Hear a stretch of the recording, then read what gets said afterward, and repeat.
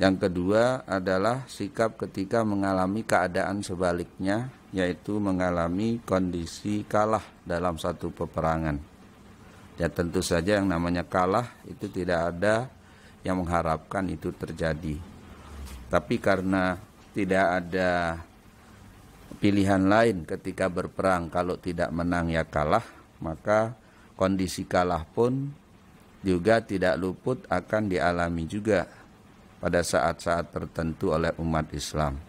Maka sikap yang harus diambil tatkala kita mengalami kondisi kalah, gagal, tidak sukses dalam berbagai hal, tidak hanya dalam perang, tapi karena ini sedang babnya bab perang, maka bicara tentang kekalahan dalam peperangan, tapi sikap ini sesungguhnya mencakup seluruh bentuk-bentuk kegagalan, kekalahan, ketidaksuksesan yang dialami oleh siapapun dalam hidupnya. Maka sikap yang harus diambil adalah yang pertama harus segera berzikir kepada Allah Subhanahu wa taala, mengingat Allah Subhanahu wa taala, karena sangat boleh jadi kekalahan, kegagalan, ketidaksuksesan itu diakibatkan oleh karena kita lalai mengingat Allah. Yang kedua adalah dengan beristighfar, mohon ampunnya, karena biasanya memang kekalahan itu adalah ujung dari hal-hal yang keliru yang kita lakukan sebelumnya, atau buah dari kesalahan, kekeliruan, dosa yang kita lakukan sebelumnya. Karena itu tidak ada sikap lain ketika mengalami keadaan gagal itu adalah dengan memperbanyak istighfar kepada Allah Subhanahu wa taala. Jadi sikap istighfar ini adalah salah satu sikap kita karena menyadari bahwa apa yang kita lakukan pada masa-masa sebelumnya boleh jadi banyak yang tidak disukai Allah, boleh jadi banyak yang salah dan keliru, sehingga ya cara memperbaikinya adalah salah satunya dengan memohon ampun kepada Allah. Dan selanjutnya tentu kita berharap ke depan kegagalan, kekalahan itu tidak akan terjadi, makanya ya juga harus banyak-banyak berdoa agar apa yang dialami pada saat itu tidak berulang di masa-masa yang akan datang. Nah, itulah beberapa adab etika yang diajarkan kita oleh Rasul Shallallahu Alaihi Wasallam yang dicontohkan melalui peristiwa perang yang beliau alami dengan sahabat-sahabatnya, sehingga sikap-sikap ini harus menjadi pelajaran penting buat kita untuk kita bisa selalu mempedomaninya di dalam segala situasi yang kita hadapi. Ketika mendapatkan kesuksesan, bersyukurlah dan ungkaplah pengakuan dengan lisan maupun dengan hati tentang karunia Allah yang besar kepada kita sehingga memungkinkan kita untuk menjadi sukses. Sebaliknya ketika mengalami kegagalan, perbanyaklah mengingat Allah, perbanyaklah beristighfar, memohon ampun atas dosa salah kita, dan bermohonlah untuk ke depan bisa lebih baik dibandingkan dengan apa yang sudah terjadi di masa-masa yang sebelumnya. Nah, kemudian selanjutnya adalah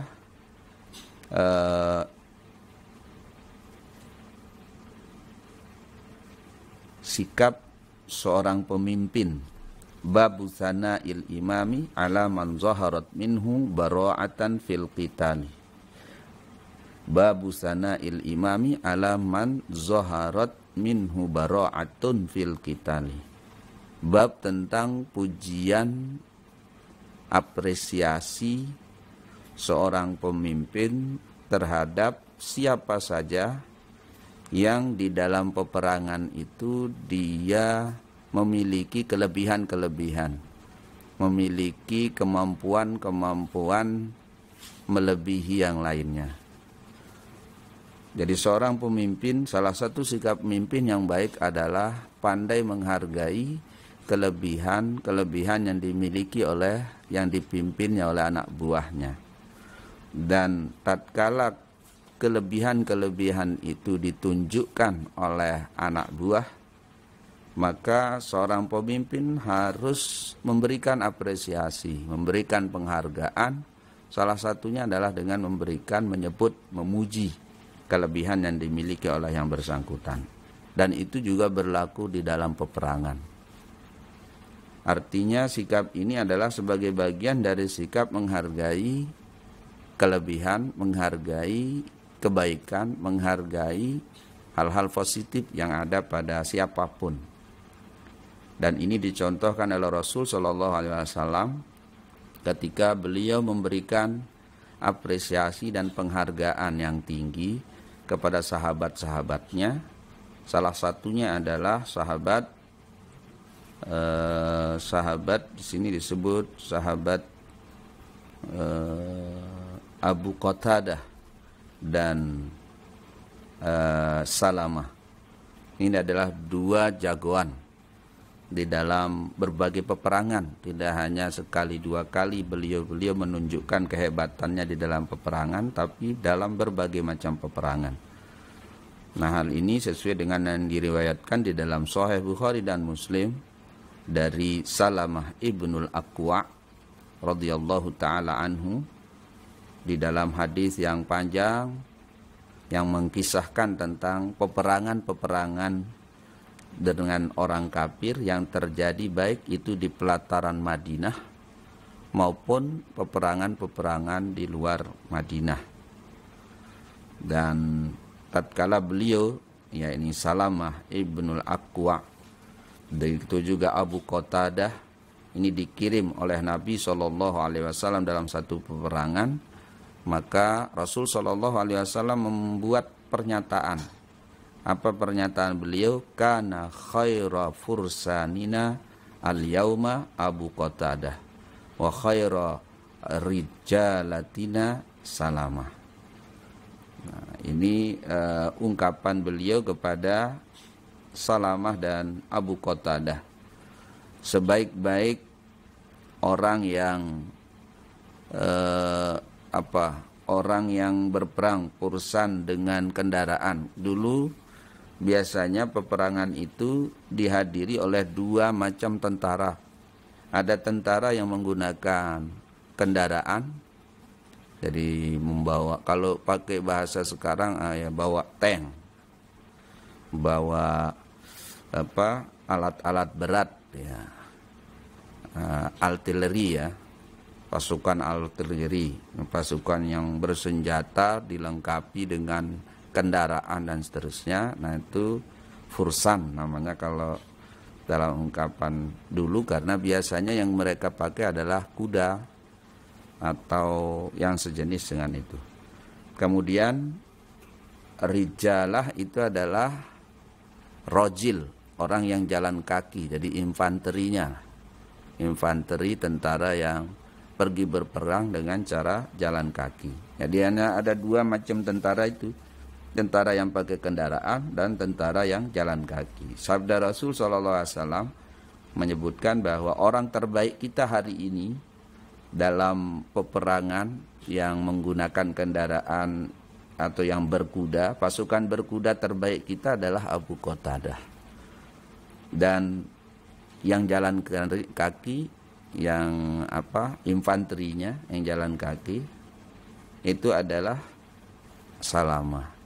Nah, ini salah satu cara Nabi untuk memuji sahabat-sahabatnya yang secara zahir memiliki kelebihan-kelebihan, sehingga ini menjadikan motivasi yang kuat kepada sahabat untuk menunjukkan atau untuk berperang secara maksimal.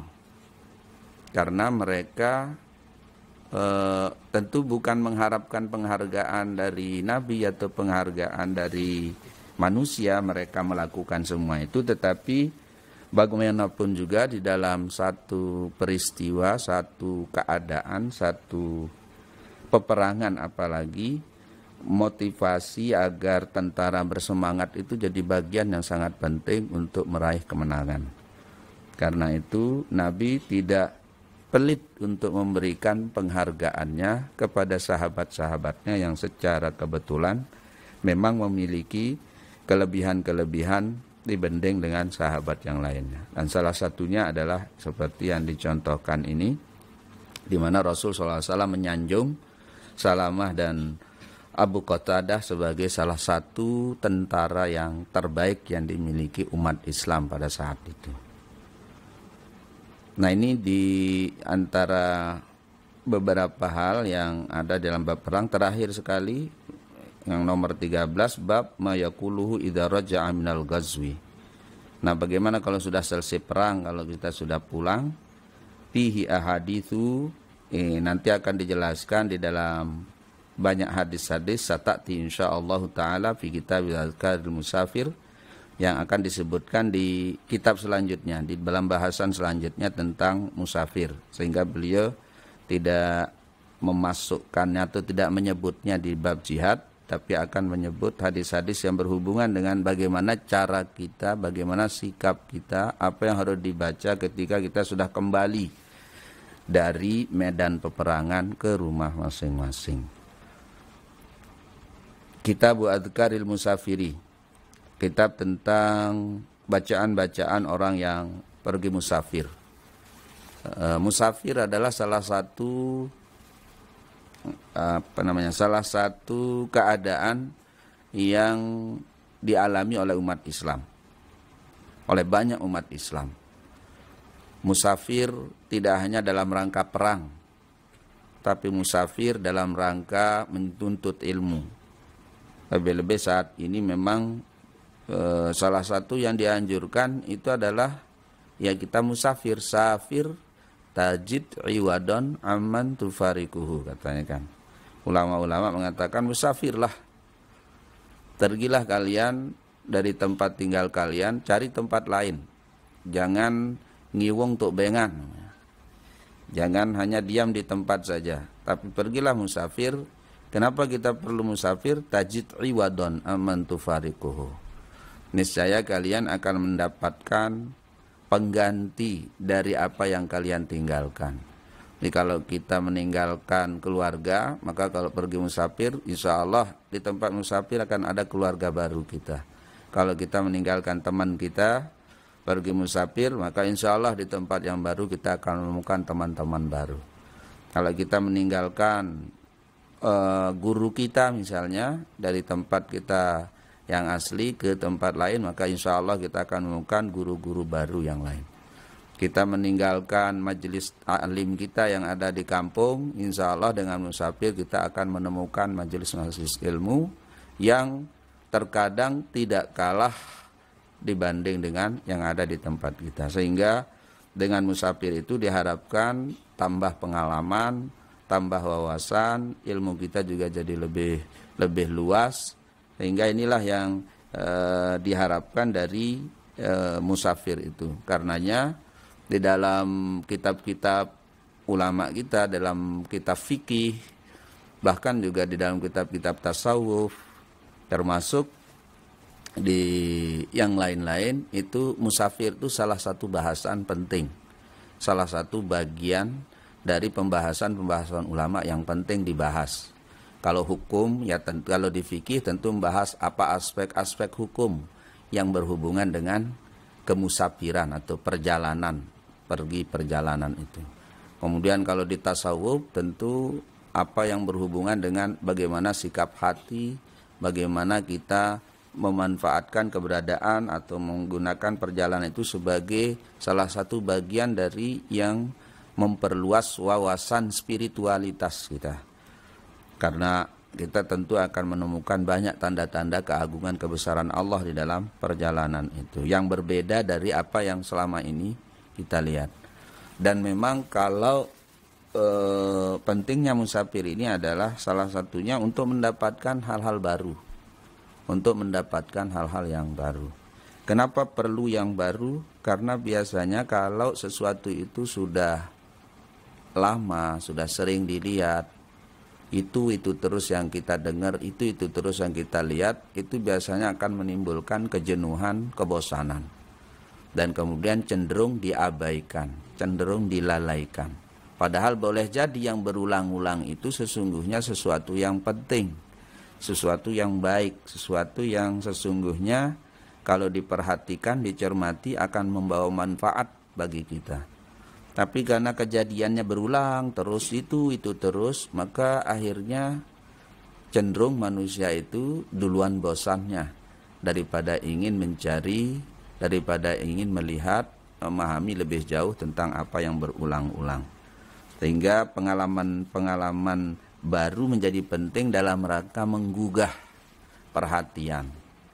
Ya, kita bisa mengambil contoh pergantian siang malam sebagai salah satu tanda kebesaran Allah. Disebutkan di dalam Al-Qur'anul Karim, inna fi khalqis samawati wal ardi wa ikhtilafil laili wan nahari la ayatil liulil albab. Sesungguhnya di dalam penciptaan langit dan bumi, kemudian di dalam pergantian siang, malam dan siang, itu terdapat tanda-tanda kebesaran Allah bagi orang-orang yang berpikir. Nah sayangnya kita tidak mikir. Langit, bumi tiap hari kita lihat. Keluar dari rumah lihat langit, keluar dari rumah lihat bumi Allah, tapi tidak menggugah untuk kemudian kita memikirkan keagungan kebesaran Allah. Karena rutin tiap hari dilihat begitu-gitu saja. Keluar dari rumah lihat gang yang biasa dilewati, lihat rumah yang sama, lihat orang yang sama, lihat peristiwa-peristiwa yang berulang-berulang yang sama juga. Nah ini karena berulang-berulang kurang mengundang perhatian, sehingga lewat. Padahal itu semua bagian dari Allah sedang menunjukkan kebesaran keagungannya dari apa yang kita lihat, kita dengar, kita saksikan itu. Begitu juga pergantian siang malam, kita mengalami itu ya setiap hari kita mengalaminya. Sekarang kita berada waktu siang, ntar maghrib berbuka, malam datang. Tapi tidak tergugah kita dengan pergantian siang malam itu untuk mengingat Allah. Tidak tergugah kita untuk menyadari betapa hebatnya kuasa Allah yang menggilir siang malam itu. Pergiliran siang malam itu bukan peristiwa sederhana.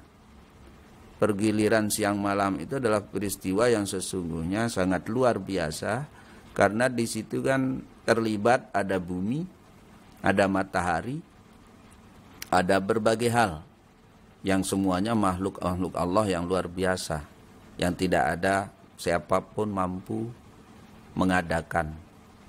Hanya Allah lah yang mengadakan dan mengatur semuanya. Tapi karena tiap hari dilihat siang malam, ya gugahan itu menjadi tidak terasa dan tidak pernah dipikirin.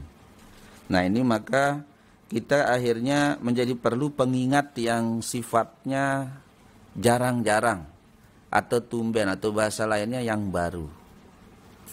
Maka itulah salah satu hikmahnya kenapa Allah sewaktu-waktu juga menurunkan peristiwa yang jarang terjadi. Misalnya gerhana matahari, gerhana bulan, yang mungkin sekian tahun baru berulang kembali, puluhan tahun baru berulang kembali.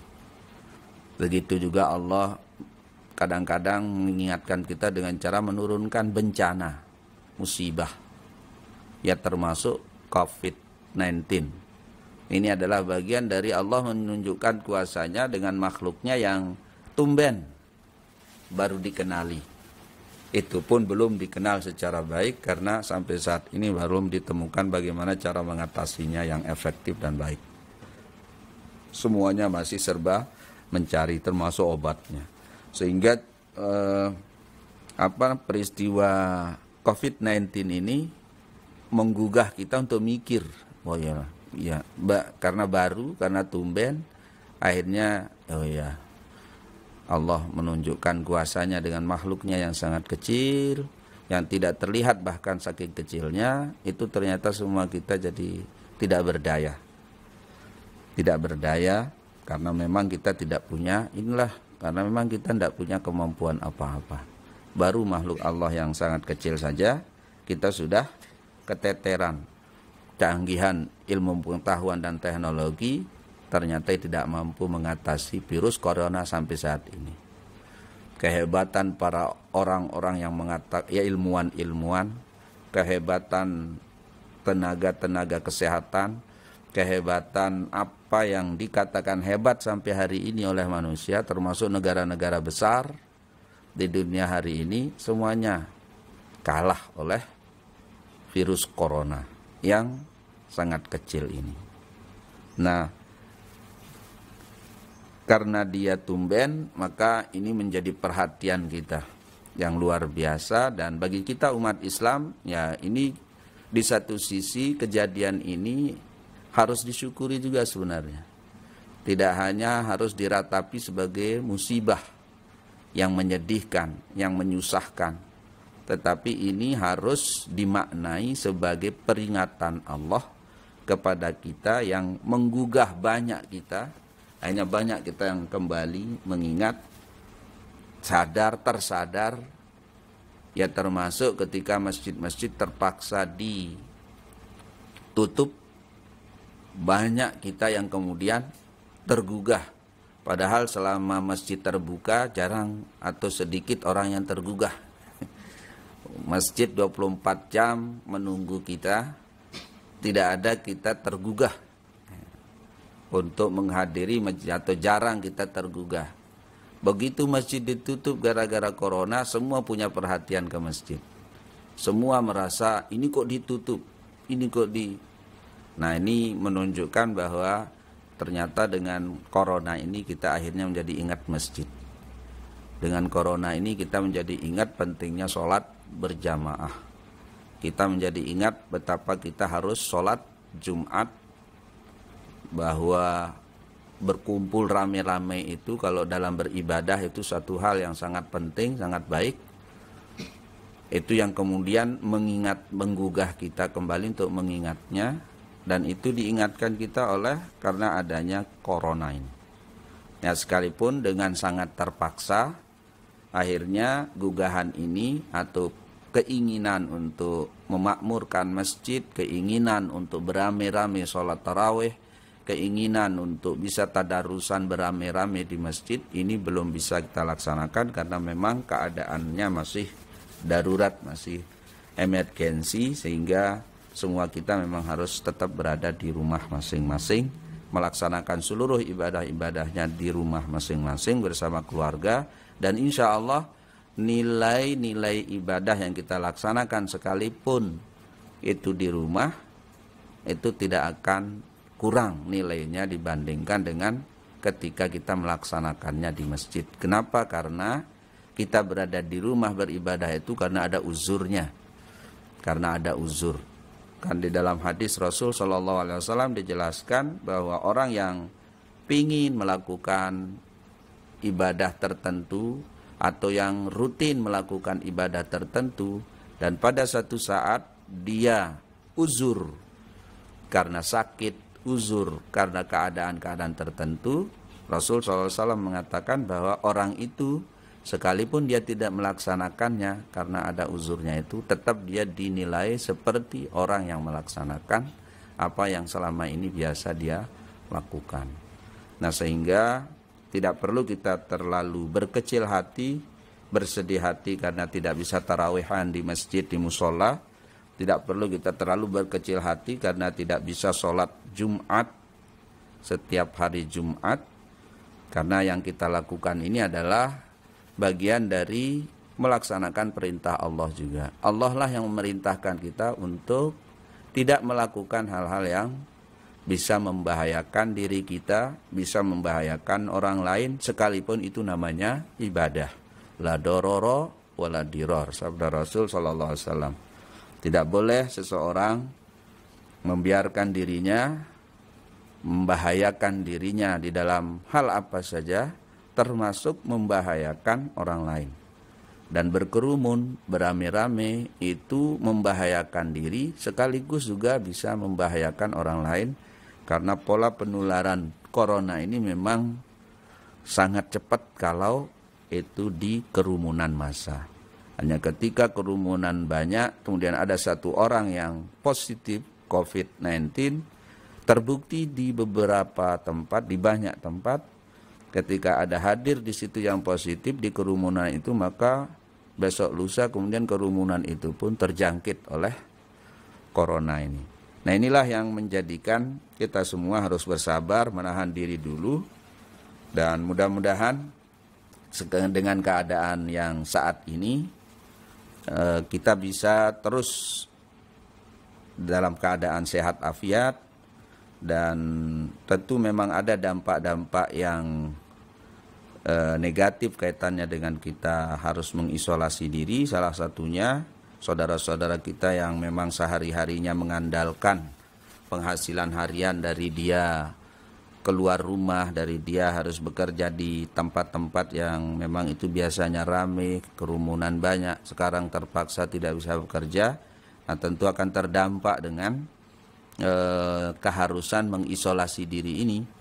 Namun nah disinilah pentingnya seluruh warga masyarakat, terutama kita umat Islam, juga harus memiliki kepedulian terhadap lingkungan kita masing-masing. Mari kita lihat kiri, kanan, depan, belakang dari rumah kita masing-masing. Mungkin ada saudara-saudara kita yang karena keadaan ini menjadi tidak bisa bekerja dan akhirnya tidak, katakanlah, kekurangan ini dan itu termasuk kebutuhan-kebutuhan pokoknya. Mari kita manfaatkan keberadaan kita di bulan suci Ramadan ini untuk membantu saudara-saudara kita yang berkekurangan, saudara-saudara kita yang mengalami dampak terutama secara ekonomi, sehingga mudah-mudahan dengan kita memiliki perhatian, dengan kita saling bantu, kualitas Ramadan tahun ini akan jauh lebih bagus dibanding dengan Ramadan-Ramadan sebelumnya.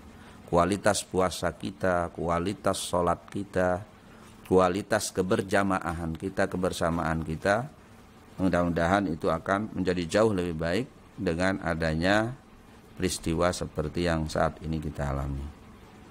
Nah, ada beberapa hal yang kita bisa belajar dari dari hadis-hadis Nabi yang mengajari kita tentang perang, termasuk sekarang kita memasuki bab musafir. Jadi kalau di musafir ini disebutkan oleh Imam Nawawi, i'lam annal adhkar allati yustahabbu lil hadiri fil laili wan nahari wa ikhtilafil ahwali wa ghairi dzalika mimma taqaddama tustahabbu lil musafiri aidan. Bahwa zikir-zikir yang dianjurkan untuk dibaca pada saat kita tidak musafir, pada saat kita berada di tempat kita masing-masing, baik itu zikir siang, malam, zikir ketika terjadi perubahan-perubahan keadaan, dari panas menjadi hujan, dari siang menjadi malam, dari ada bencana, tidak ada bencana menjadi ada bencana, dan seterusnya. Itu termasuk ikhtilaful ahwal. Wa ghairi dzalika, dan yang lain-lain dari apa yang sudah disebutkan di dalam kitab ini, itu semuanya dianjurkan juga untuk dilakukan oleh orang yang musafir. Jadi orang musafir itu tidak hanya berzikir zikir musafir, tetapi dia juga tetap dituntut, disunahkan, dianjurkan untuk berzikir seperti orang yang hadir. Artinya zikir siang, zikir malam, zikir pagi, zikir sore, zikir kalau ada perubahan keadaan, itu tetap dilakukan juga. Naik kendaraan, turun dari kendaraan, itu tetap dibaca zikir seperti biasa. Nah, hanya wa yazidul musafir bi adkarin. Nah, hanya untuk orang musafir ini nanti ada tambahan-tambahan. Menjadi semakin perlu lagi ada zikir-zikir tambahan. Nah, ini menunjukkan bahwa karena ini keadaan baru, kalau dalam perjalanan itu kita sedang menempuh sesuatu yang lebih banyak mungkin kita tidak tahunya daripada tahunya. Kalau kita berada di kampung sendiri kan semua sudah kita kenali. Di mana jurangnya, di mana lobangnya, di mana yang berbahaya, di mana yang aman, di mana ada orang, di mana tidak ada orang, di mana yang ada air, di mana yang tidak ada air. Kalau di tempat sendiri semuanya sudah kita kenali. Sehingga bagi orang yang tidak musafir ya tidak terlalu riskan. Tidak terlalu ada hal-hal yang perlu dikhawatirkan karena semua lingkungannya, orangnya semua sudah dikenali. Sangat berbeda halnya dengan ketika kita musafir. Kalau kita musafir maka ya semuanya baru. orang-orangnya belum kita kenal, tempat-tempatnya belum banyak kita ketahui, di mana yang baik, di mana yang tidak baik. Bahaya di situ tidak hanya bahaya secara fisik, tapi yang lebih besar lagi kan bahaya-bahaya yang bisa merusak pikiran, bisa merusak hati rohani kita. Sehingga itu menjadi bagian-bagian yang perlu diwaspadai ketika kita musafir. Makanya kemudian ada zikir tambahan bagi orang yang musafir selain dari zikir yang biasa dibaca. Fahiyal maksudatu bihadzal babi, dan inilah maksud dari bab ini, menjelaskan tentang zikir-zikir tambahan itu. Wahya katsiratun muntasyiratun jiddan, ini sangat banyak tersebar di berbagai kitab. Wa ana akhtasiru, ini jasa Imam Nawawi untuk kita semua. Saya, kata Imam Nawawi, akhtasiru maqasidaha, insyaallah taala akan mengikhtisar, akan meringkas yang penting-penting untuk kita ketahui insyaallah. Jadi memang kalau kita cari sendiri di kitab, kalau punya kemampuan, akan banyak kita temukan kitab-kitab bacaan-bacaan yang menjelaskan tentang doa-doa itu. Tetapi karena kita ini punya keterbatasan, terutama dari sisi kemampuan membaca, kemampuan mengadakan bukunya, mengaksesnya, dan seterusnya, maka ya hampir pasti kalau kita cari sendiri lebih banyak tidak ketemunya daripada ketemunya. Karena tadi itu salah satu faktornya karena kurang paham, tidak paham. Ya kalau udah tidak paham atau kurang paham kan malas bacanya. Sekalipun kitabnya ada di depan mata, apalagi harus nyari jauh-jauh ke perpustakaan. Nah, tetapi oleh Imam Nawawi, ini sebagai bagian dari jasa beliau kepada kita semua, kita tidak perlu harus mencari kitab-kitab besar itu, kita tidak harus membongkar kitab-kitab yang banyak itu, yang susah-susah itu. Kata beliau, saya sudah ringkaskan di sini yang pokok-pokok, sehingga bagi yang ingin mengamalkan zikir orang-orang musafir cukup membaca kitab Al-Adhkar bab musafir ini. Wa ubawwibu laha abwaban tunasibuha, dan saya atur bab-babnya. Ya, kita tidak hanya dikasih, disodori bacaan-bacaannya, dicarikan, diintisarikan dari kitab-kitab besar oleh Imam Nawawi, tapi beliau juga mengaturkan kita, mengurutkan kita bacaan-bacaan itu sesuai dengan kebutuhan kita yang melaksanakan musafir. Musta'inan billah, tentu yang kata Imam Nawawi yang saya lakukan ini adalah dengan mengharapkan pertolongan ma'unah dari Allah Subhanahu wa taala. Inilah cara adab orang-orang soleh, orang-orang yang alim, itu selalu tidak pernah melepaskan dirinya dari berpegang kepada pertolongan Allah Subhanahu wa taala. Padahal kealiman dari sisi ilmu Imam Nawawi luar biasa, sudah alim luar biasa, tetapi justru semakin alim semakin berpegang kuat dengan Allah Subhanahu wa taala. Justru dalam semua hal-hal yang beliau lakukan selalu mutawakkilan alaihi, berserah diri kepada Allah Subhanahu wa taala. Ini adalah contoh adab etika yang perlu kita semua teladani. Bagaimana kita yang, apalagi kita yang tidak alim ini maksudnya, apalagi kita yang dengan segala keterbatasannya ini tentu menjadi semakin membutuhkan maunah, pertolongan dari Allah Subhanahu wa taala dalam setiap langkah-langkah kita, dalam setiap hal-hal yang kita lakukan. Menulis kitab, menulis atau membaca doa, ini kan sebenarnya sesuatu yang sudah bagus, sudah baik. Tapi kenapa perlu mohon pertolongan kepada Allah?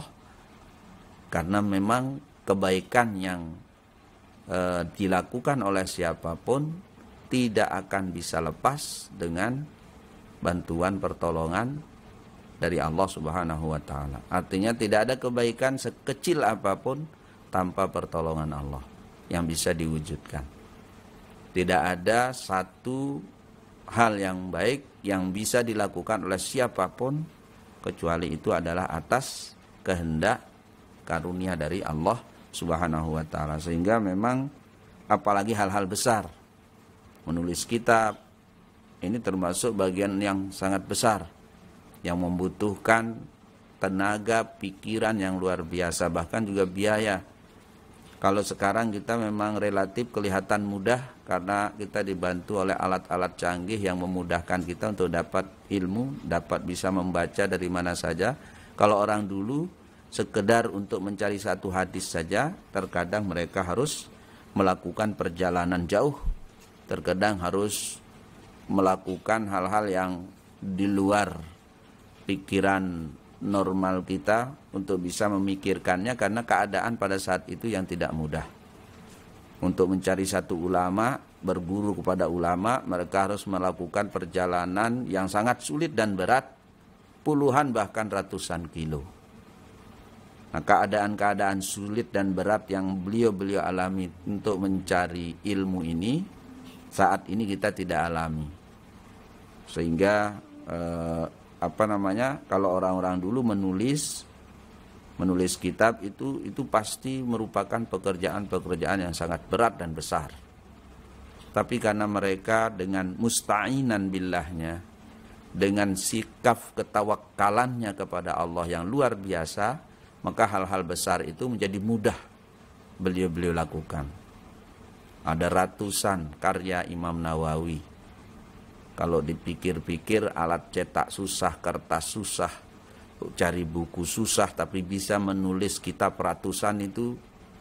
Nah, ini kan seolah-olah tidak masuk akal kita. Gimana caranya seorang imam seperti Imam Nawawi bisa menghasilkan karya ratusan, bahkan mungkin ribuan kitab yang ada.